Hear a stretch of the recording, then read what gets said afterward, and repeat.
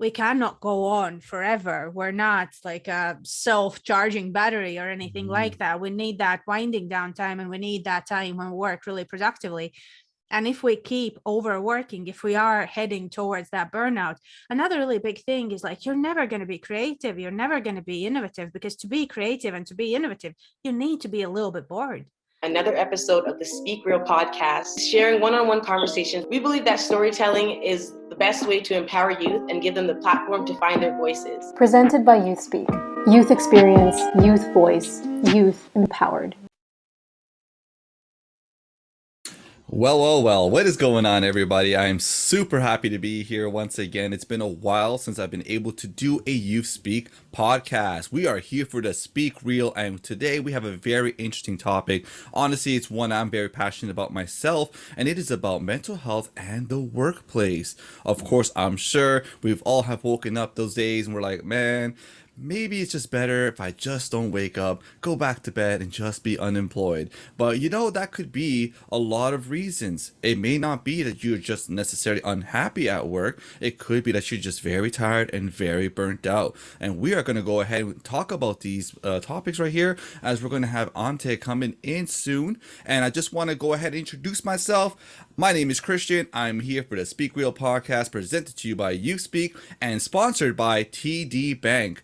Obviously very grateful to have them always supporting us on our IG lives and our podcast. So without further ado, all right, so here's our guest, as we were talking about. I'm very, very excited, as I already mentioned. So why don't you go ahead here and introduce yourself?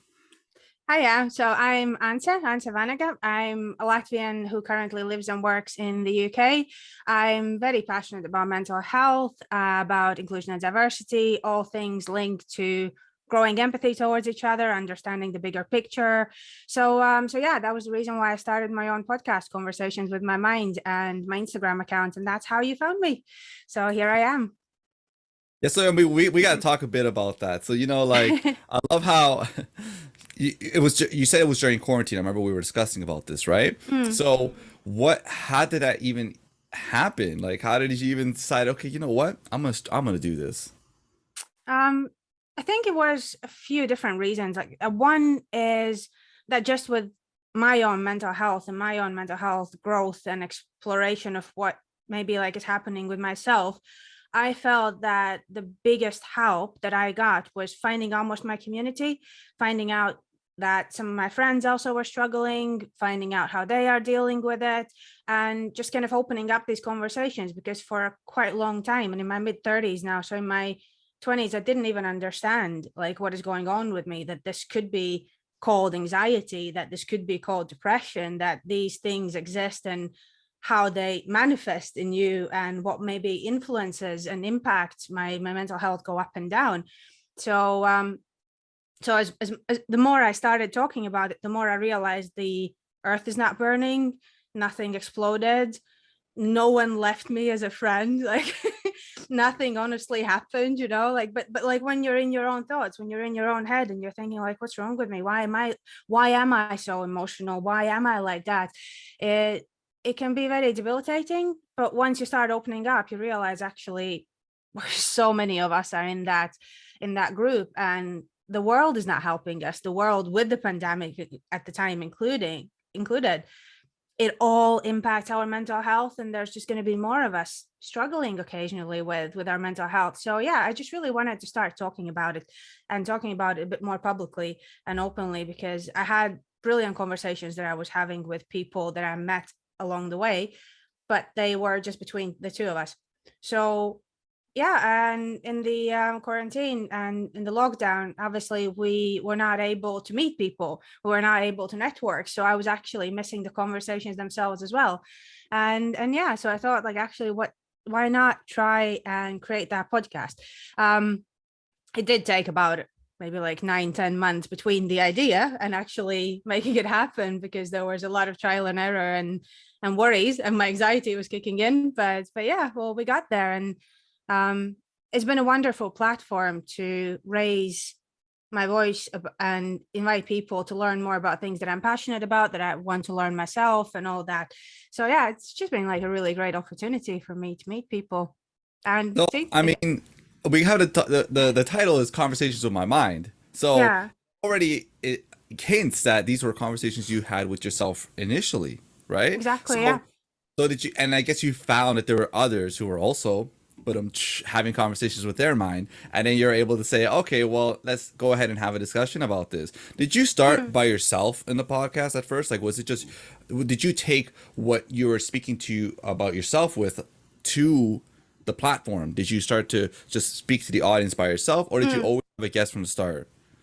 I did start with a guest because I felt a little bit too kind of, I guess, shy to do it on my own. So I felt that maybe like having someone else there and being able to ask questions and have experts as well, like I'm using air quotes, they are experts. But I didn't feel like an expert myself. I didn't feel like someone who can just step up and teach people about mental health. I was in the exploring phase myself, and I still am. I think we all are. It's a lifelong process. But yeah, I thought, why not bring people on that I can bounce my thought process off against and then learn from them. So yeah, my first episode was with Laura Burke. She's worked in um, mental health charities here in the UK for a number of years. She started her own little business supporting mental health and helping people as a coach and counselor. So yeah, she was my first guest, and we just spoke about having anxiety and having all these thoughts in your head and like having so little time to actually be able to do everything, and how does that feel. And I shared also my own mental health story obviously on the first episode, but yeah, that's how it started, and then it went from guest to guest ever since. Well, I mean, that's a perfect segue into the next question then. I want to, if you're comfortable with it, to speak Mhm. about your own struggles with mental health. Yeah, so I think my biggest struggle has been that I've always been seen as like the emotional type. Like I'm that emotional person, that people say like, oh, like you have everything either black or white sometimes, and like you're so sensitive about things. Like we pin these descriptions to people quite easily, not even really thinking about the impact of our words. But but yeah, like I kind of went about life thinking like, oh yeah, it's just there's just probably something a bit off about me, and I never really explored that. I had my first year of uni, I had a quite bad breakup from my first boyfriend at the time, like first serious boyfriend. I had some exams coming up, and that was one of my first experiences where I realized that I'm sitting in front of my laptop, I'm trying to study, but nothing, like literally, there's that feeling that nothing sticks in your mind, and I can't like get anything in. But like usually you learn, you pick up the like they go in. That's the best like way how I can describe it. And then I was like, okay, I'll sleep on it. I'll get up in the morning. I'll see how it goes. And it wasn't better, and I was getting a bit ill, like I was dizzy. And then one of my friends just took me to the local hospital and said like, oh, she doesn't seem fine, can you check her? And yeah, the hospital kept me in for a few days just to kind of calm my nervous system and things like that. But even then I didn't realize it's a mental health issue. I thought I've burned out, like I've overworked and all that. And it just, now years later, I realized that all these moments that I had like quite young already, there were actually anxiety attacks. There were kind of burnouts, I guess, as well, the kind of consequences of that. And it was depression at some points in times when the anxiety was going on for too long, that kind of like it goes from this really high up to kind of peak into this state of you where you don't feel like you can move or do many things, and you kind of do the bare minimum. I was still, I think, and still am, if I experience anxiety and depression, I'm still quite high functioning. I can show up for work, I can do my kind of bare minimum almost to to pay the bills. But I do struggle with my personal life. I struggle with my hobbies. I kind of need to put everything else on a side. Like I can't read a book. It's just like nothing is working. I maybe can drag myself out for a 3,000 step walk, not like a 10,000 step, like something like that. It's just so minuscule, like what I can do, like compared to what I would normally engage in. And that is kind of a big alert for me as well. I do appreciate, like, I guess my struggles are not as big as other people experience, but like we've learned all, I think that there's no point to compare. Like it's each of our stories, and like we need to take care of these little things as well. And if we can identify them as soon as possible, I think that makes such a difference when you know what it is, and then start picking up tools as you go, how to work with that. Yeah, I really appreciate you sharing all of that. I mean, No, well, no one worries. of the things, like, I mean, for myself, I remember when I had a panic attack, I thought it was a heart attack. I thought I was gonna die. That's it. It's Yeah. over. That was it, right? And like, of course, you never think to yourself, "Oh, this is something that's derived from like my mental health." You're thinking Mm. first thing is physical. Oh, I'm having a heart attack. Maybe I ate too many burgers. I don't know, right? Who knows? You're not thinking when that's happening. But afterwards, when the doctors were trying to explain to me, "Oh, it's okay. Like this is just, you're having a panic attack. Just try to calm down." Blah blah blah blah blah. They're telling me these things, and in my Yeah. head, like, that's not my experience right now. So it's really interesting to see how the dynamic works. The other thing too is I love how you were mentioning about your anxiety, and sometimes it kind of falls into depression. Well, of Mm. course, because I mean, I'm sure it's the same neurotransmitter, which is why an SSRI is what's used for both anxious Yeah. people and for depressed people. Like for myself as well, like I'm depressed and I do take an Mm. SSRI, and that has helped me with being able to function. So I mean, as you said, Yeah. there's no point of comparing because it is all of our own stories. So I don't want to everybody, like anyone who's listening to this conversation, never feel like, oh, I have it worse than them or I have it better than them, and Yeah. think that it's okay. It's your experience, it's what you're going through, and hopefully you're doing what you can to get through it and be strong. So but yeah, once again, Yeah. thank you for sharing that, which is probably what No, you're led into welcome. these conversations. You see how that works, the podcast coming out, and then you're able Mm. to share these stories, and it helps people to know, hey, I'm not alone. So that's awesome. Yeah.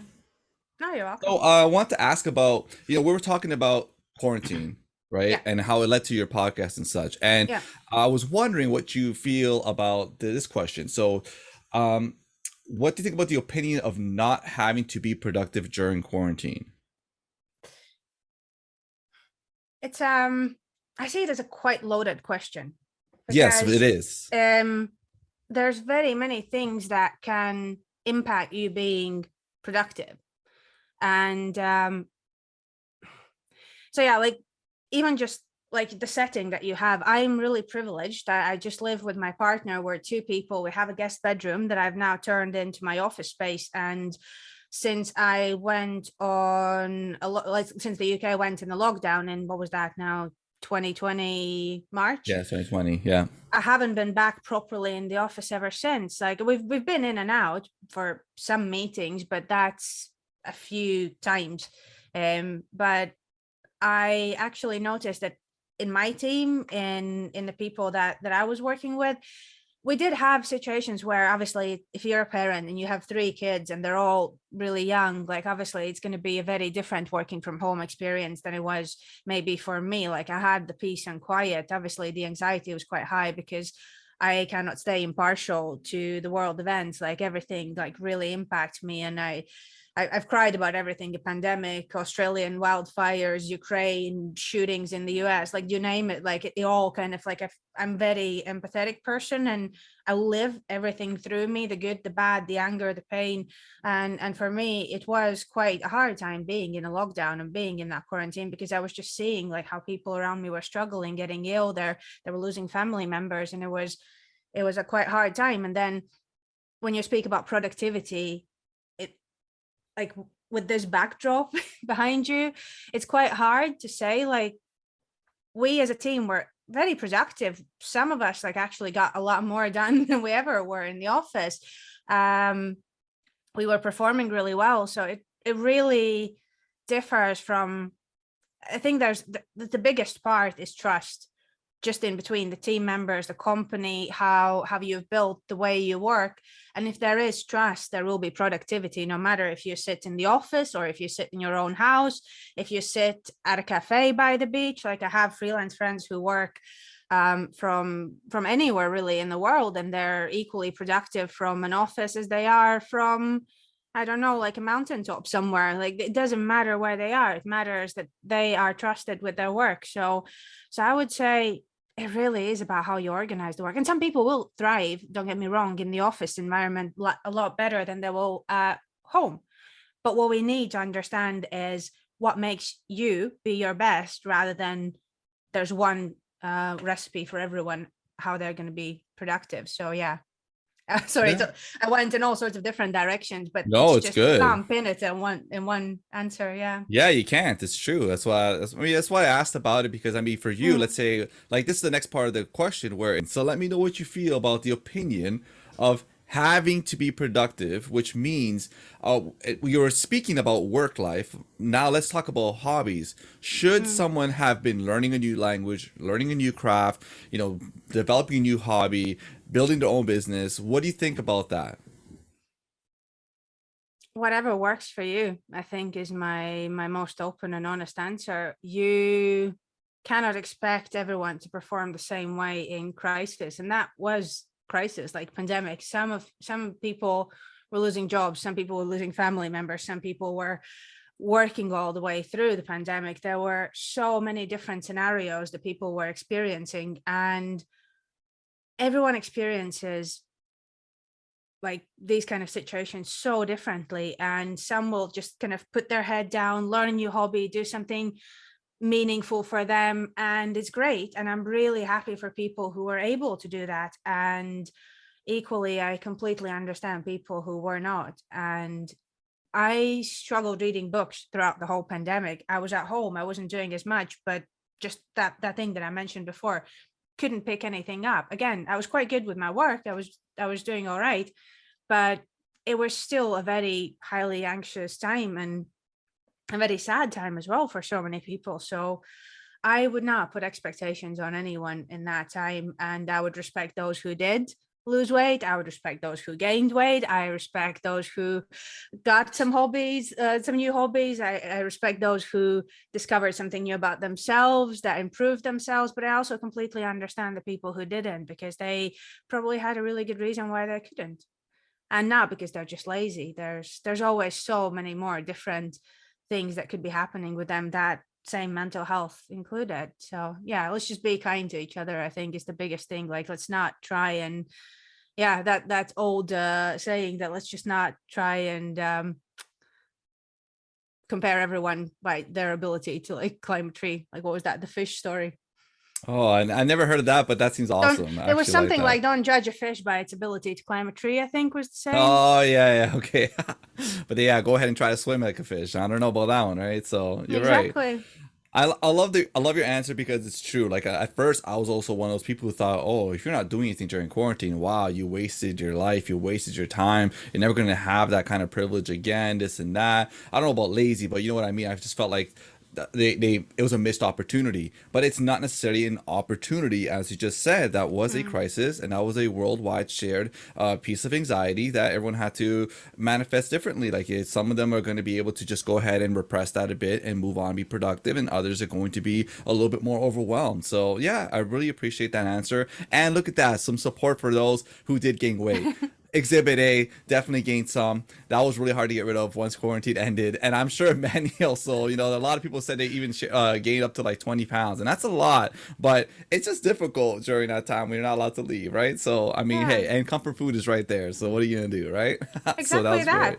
Exactly that. And we need to remember that we had the commute time, like we had to walk somewhere, we had a longer distance to the even restrooms and back in the offices, like we had to go to the train or whatever the Yeah, what's that, grabbing the coffee, grabbing vehicle, like, lunch. yeah, exactly, Yeah. all of these little things. And then you're suddenly in the house, you're stressed, as you say, yeah, your fridge is just there. The food was, how many people started baking? That was one hobby that skyrocketed in Britain, Yeah, really. probably all over Yeah. the world. So yeah, we're suddenly making food. Like, that was the only thing we could do: walk around the house or make food. So There you go. Exactly. Hey, like they say, comfort food too, right? So, but that just kind of leads to the next question too. I want to talk a bit about, I think it's happiness during quarantine. How would mm, you have rated your happiness? yeah, I think like I touched on that a little bit before, but I'll just Yeah. emphasize that. Like, I struggle to be happy in a situation where there were horrible things happening in the world, like especially in the UK. We were experiencing the pandemic quite badly, and I had colleagues who were catching COVID and then dealt with long COVID. I have colleagues who lost their family members. It was a hard time, and it was really like if I felt okay and if everything was good in my life, yes, it was. But if I was happy, probably not, because I still felt for everyone else who's been impacted more by this pandemic than I was. And I was equally worried about my mom back at home. When is she going to get her vaccine? Like how it's going to work. So yeah, like all of these things just worried me in general. So I was okay. I was well. I was having a really great job at the time. I still do, but it was kind of, it's hard to say. Like happy, probably no. Was I doing all right? Yes, I was. Oh, it's awesome. So you say even for your work life too, it was fine during quarantine and everything. Yeah, yeah. So For me, it were was there? good. Okay, that's very good. All right, so there wasn't more expectations, or how about issues like, because some countries are passing this bill where you have to disconnect from work right after a certain time, and it's going to be, you know, a law. Did you ever find yourself kind of doing more work or like checking emails or this and that after work hours? It's a really good challenge because I would say yes and no. I sometimes Okay. would, but I actually would in the middle of the day take a bit more time, like for myself, or take longer breaks because I felt like I needed that. So at the end of the day, if I would add up all the hours that I worked, probably it would even out to the same 40 hours per week. Um, they the challenge with these laws are that you are kind of unintentionally pushing people to work in certain boxes. But imagine again, like working parents, they probably need more of that leeway with their work-life balance to be able to bring their kids to school or kindergarten, pick them up, and maybe spend some time with them. And that's why they do use emails maybe at 10 p.m. in the night once they've put the kids to bed. I think we should also hold ourselves responsible to not look at our work emails past a certain time, but we also should allow people to probably send them when they can, and that is that flexible working, that is allowing everyone to do their best. I wouldn't say I would be pro working longer hours, overworking, like that all leads to burnout and that leads to poorer mental health, and we cannot be productive long term if we all the time overwork. But I struggle to see how these rules will not impact the people who actually had it really well set up for themselves in the flexible way of working. So that's probably where my mind goes more than this rule about we shouldn't be sending emails after, like, or working after a certain time. So there has to be a bit of a balance, because not, yeah, it's just about the hours that you work when you're most productive rather than certain hours of the day when you should work. I think that's quite old school in my mind, at least. Oh, I really like that. I mean, you know, it gave an insight that I could never even thought about myself. I always thought, oh, it's great if we kind of just disconnect from work after a certain hour or so. But like you just mentioned, I mean, that's back to like the topic about work life and work life balance. You just mentioned right there, someone maybe could be used in the morning to get their kids to school and everything, then start work, let's say like 10 a.m. or something. And then, like you said, you know, they have to go pick up their kids, go ahead and get that done and, you know, prepare lunch, dinner, etc. And then be able to go at nighttime once again to catch up on some work that they weren't able to do during having to take care of their children. So yeah, that Yeah. was a really interesting take. I like that. All right, And so we're even, gonna. Oh, sorry. Go ahead. no, sorry, I even just add, like, okay, so that's one, like, is working parents, but the other option could be even like us, like with our kids, you might have a really great gym session that you want to attend, or there's something else that you would like to do in the middle of the day. Some of my friends have moved over to Southern Europe, and they are now also both flexible workers, both work for international companies and work from home. They would take time out to go and do a bit of climbing in the mountains that are near them, and then they would come back and work in the evening, or they would start earlier, but actually they are work, like they're planning their work around their personal life. I think actually this rule will squeeze you back into planning your life around work, and I think that's going a bit backwards. Man, this is a great insight. I never even thought about that, and I love the way that you worded that too. All right, so we're gonna move on to the next bit where it was about we're gonna talk a bit more about workplace and also one more question when it comes to being comfortable with ourselves. So I want to ask you because you seem to be an expert, like you're mentioning. Oh, I'm not an expert. I think you are now. What is some advice you can give to others into getting into a conversation with themselves? I think just be really open and honest. I use these two words a lot. Like if you listen to any of my conversations, I keep saying that open and honest conversations are the biggest deal.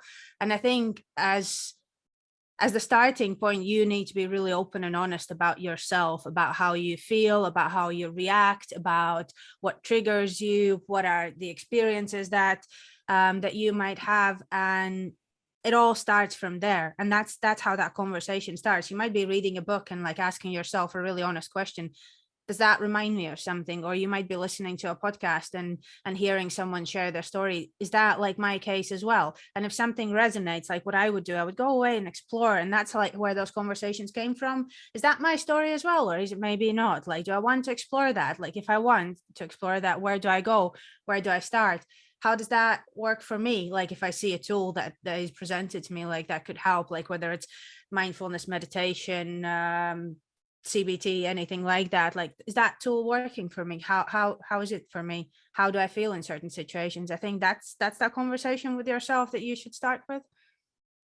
Yeah, it's really great. Rock bottom before you're like, oh, wait a minute, I should get, I should do something about this. Whereas, of course, we were discussing before, or I mean, many other topics have always been about awareness and such and stigmas surrounding mental health, especially like if we're bringing work into this.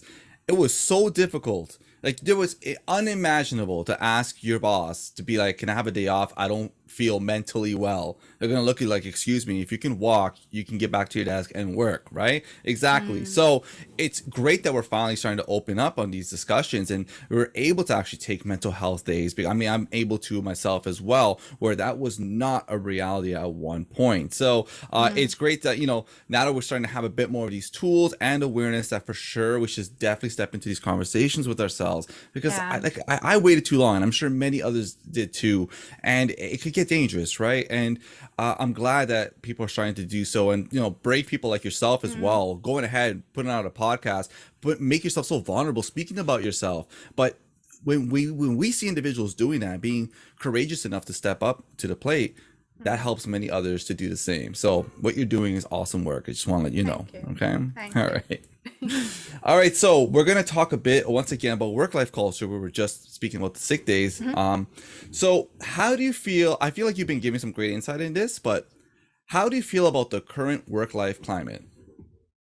So this will be post-quarantine, or I guess you could say during quarantine, where we've been kind of switching to either a remote model or a hybrid model. Yeah.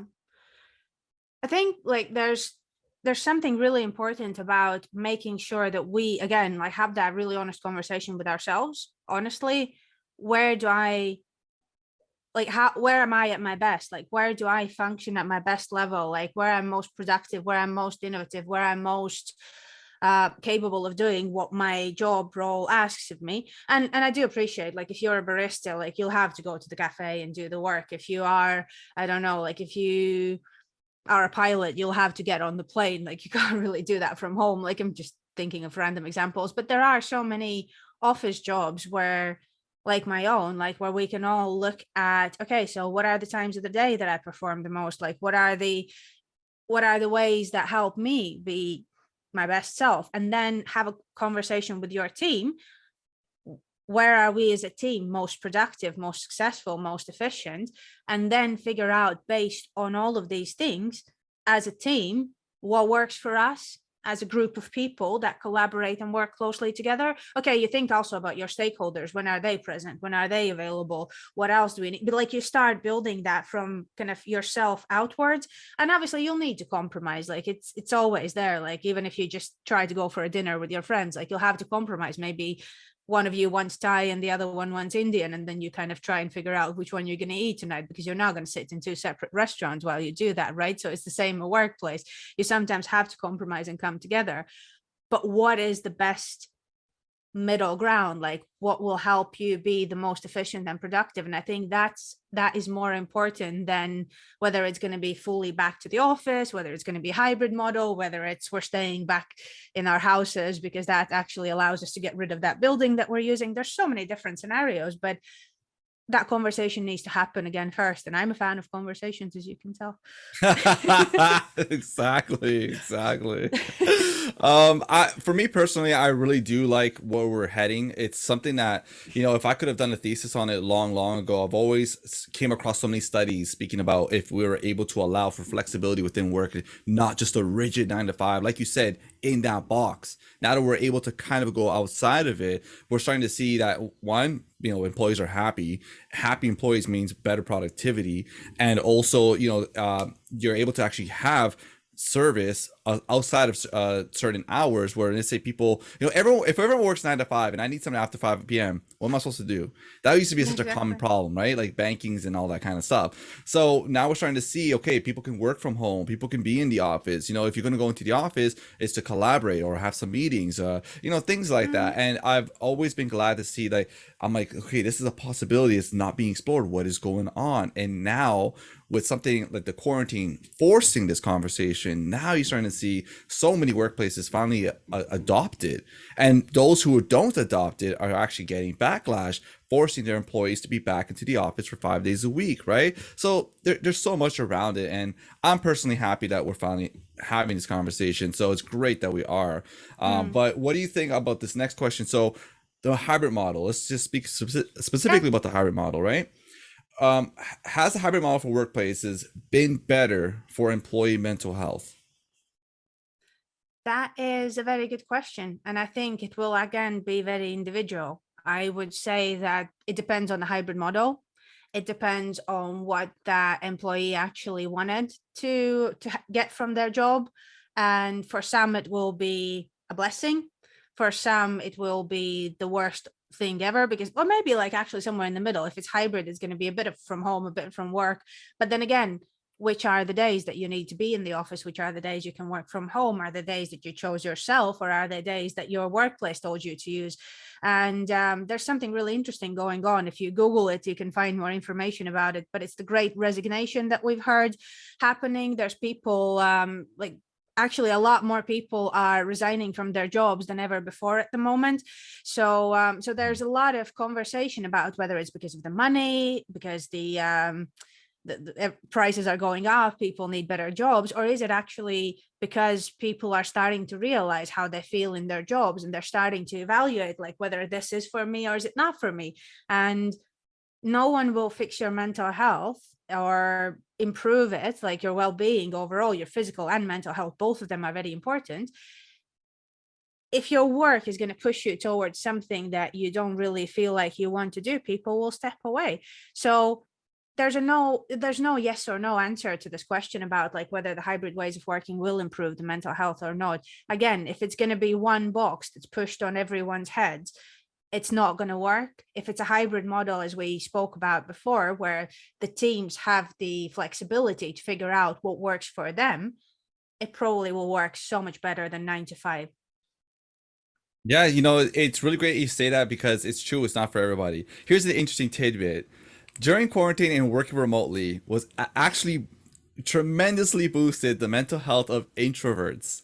And vice versa, the extroverts suffered, debilitating mental health. So it brought up this discussion where it's like, well, too bad, so sad, extroverts. We introverts had to live your life and force us into those situations for so many years. And now you're getting a taste of having to do something you don't want to do, stuff like that, right? Now, of course, for me personally, I'm very extroverted, but I did like the hybrid model. For me, that worked for me, because I love the work-life balance of being able to be at home. I could do chores while working, or I could also be in person where I get to see other faces, get to have that discussion, have a lot of fun and bounce off energy from each other. So I do personally like it. I feel like it's been helping a lot of people, because like you just said, more choices are starting to come up.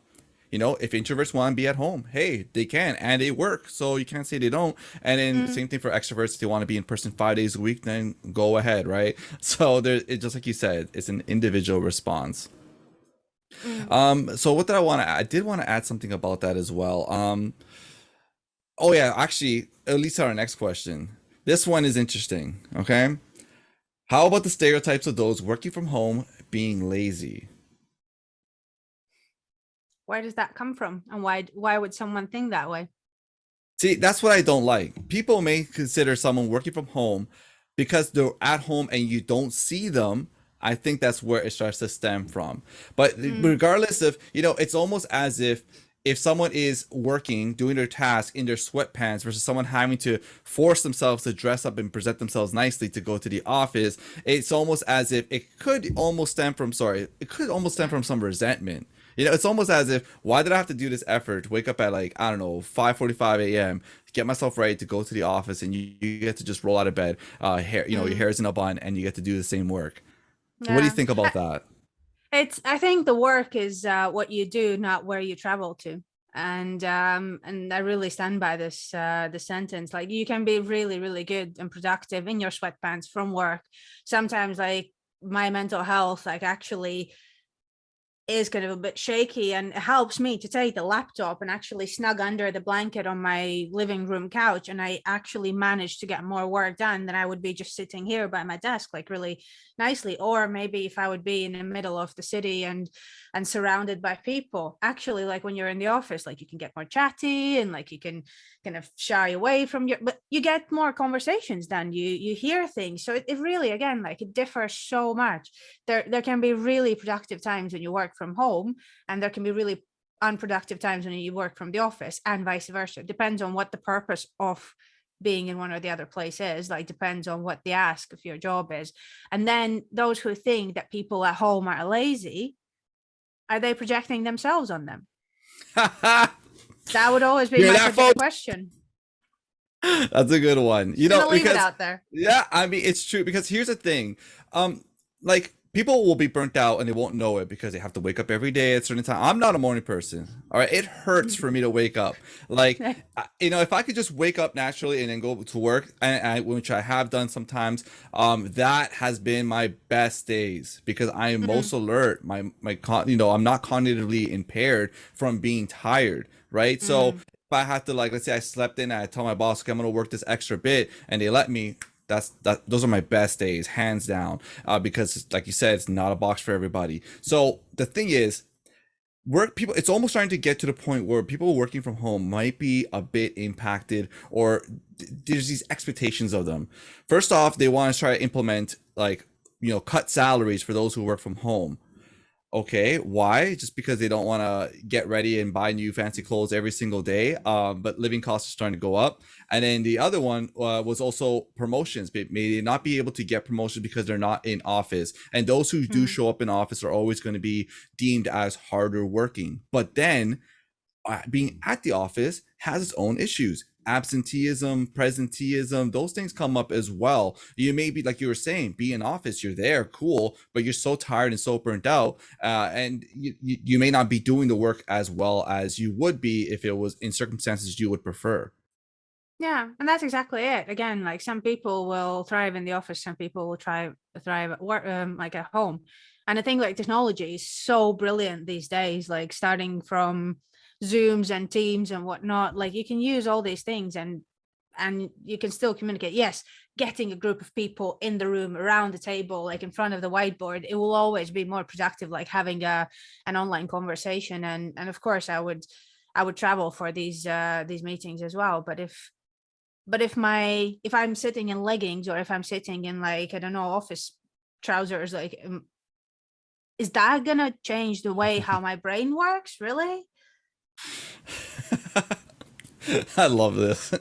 Yes, it's true, right? That's what I'm saying. It's like, I mean, there is the other studies that show, like, if you dress better, you will feel better. But we're talking about work, and we're talking about, you're going to be at home getting these tasks done. So I don't know if the value of clothes being put on someone is what should be measured. Their merit measured on that versus if the work is getting done. So exactly. Yeah.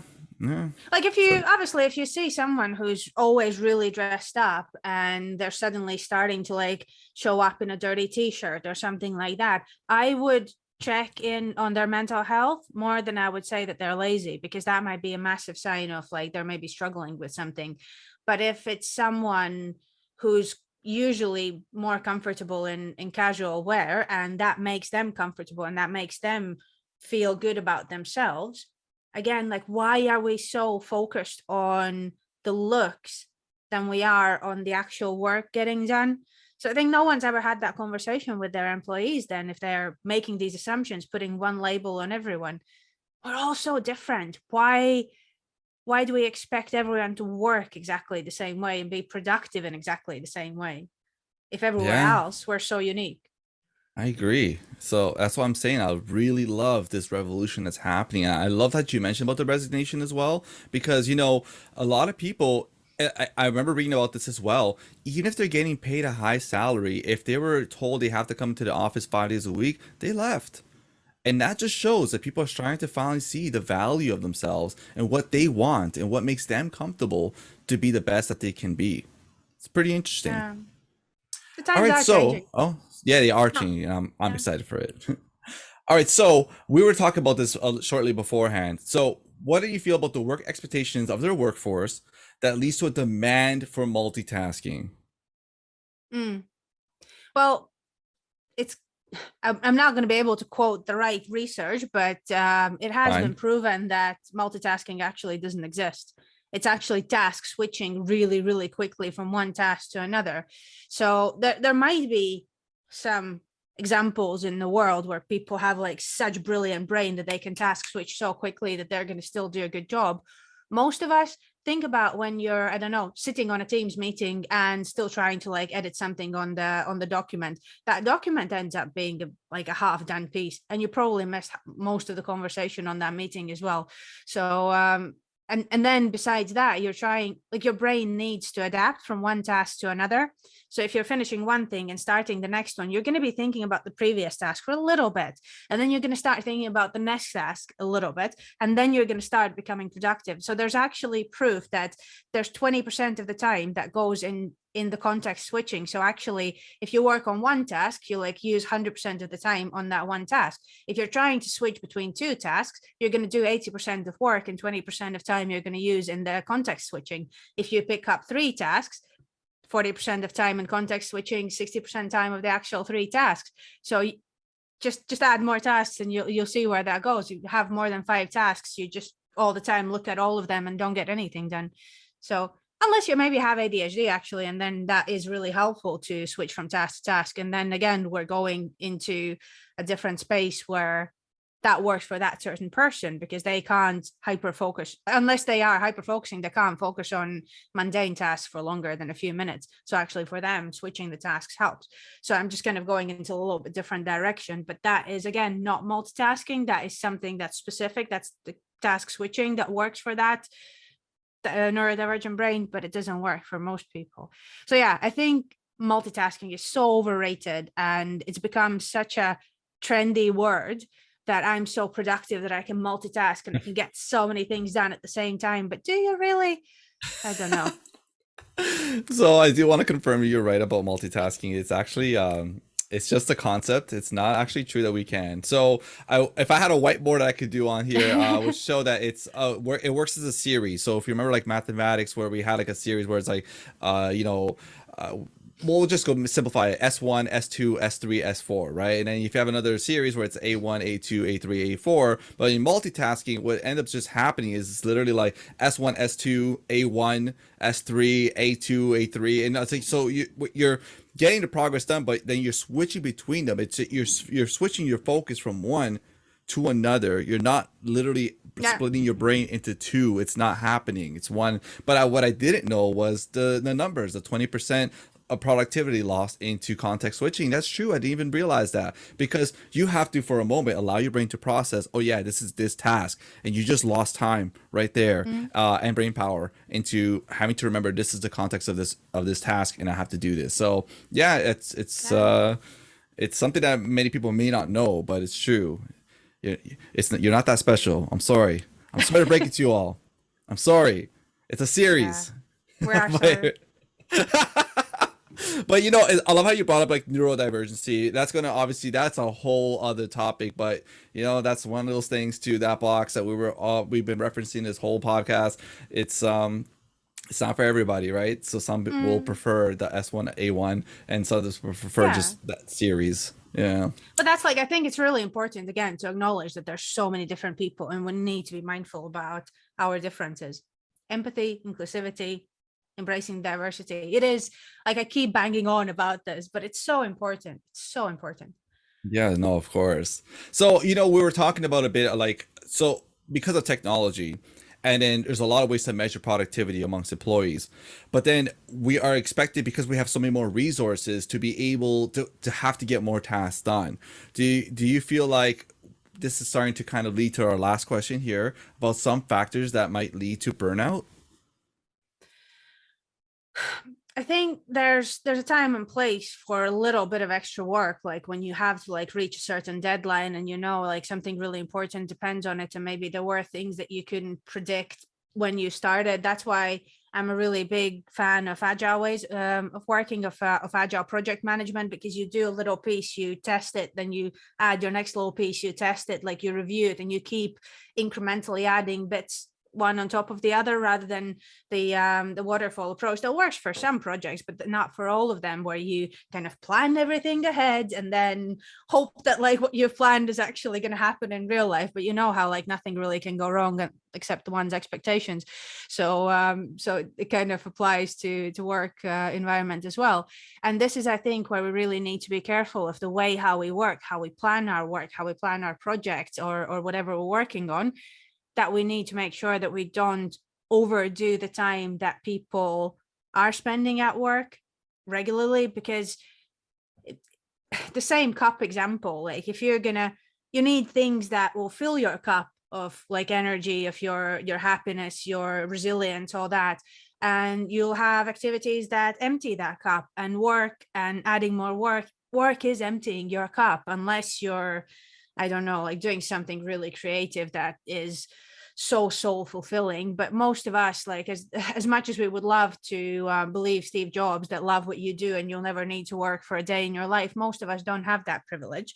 It's most work days will still look like ask from the boss, and even if it's your own business, there will be ask from your customers, there'll be ask from your stakeholders, there will be so many people that you will be impacted by. So it's not going to be just jumping through the meadow of flowers all the time. But where I'm going with it is burnouts are really, really serious thing, and they can shut you down for months on end. And if we're starting to look like there's a few CEOs coming out lately from large organizations saying that, oh, I've experienced a burnout, I needed to take a break, and that is starting to be respected, because actually we cannot go on forever. We're not like a self-charging battery or anything like that. We need that winding down time, and we need that time when we work really productively. And if we keep overworking, if we are heading towards that burnout, another really big thing is like, you're never going to be creative. You're never going to be innovative, because to be creative and to be innovative, you need to be a little bit bored. So you need that downtime. You need to be in a place where you're kind of like, I'm just looking around, I'm just thinking about things. Oh, like here's that great idea. That's when the ideas come. It's not when you're like stressed out, like maxed out, like your brain is pounding, your head is ready to jump off of your neck. It's not then. So there's very many reasons why we need to balance out our work-life balance. And the burnouts, like we know they're bad, but there's even more to it. Like if you're going to have everyone overworking their hours, everyone pushing to their limit, you're not going to have any creativity. You're not going to have any innovative thinking in your company, because everyone will just be in survival mode nonstop. And you're going to start losing people eventually, because if they care about their health, at least a little bit, mental or physical, they will start to think like, oh, something's wrong here, something's off. I can't manage that for a prolonged period of time.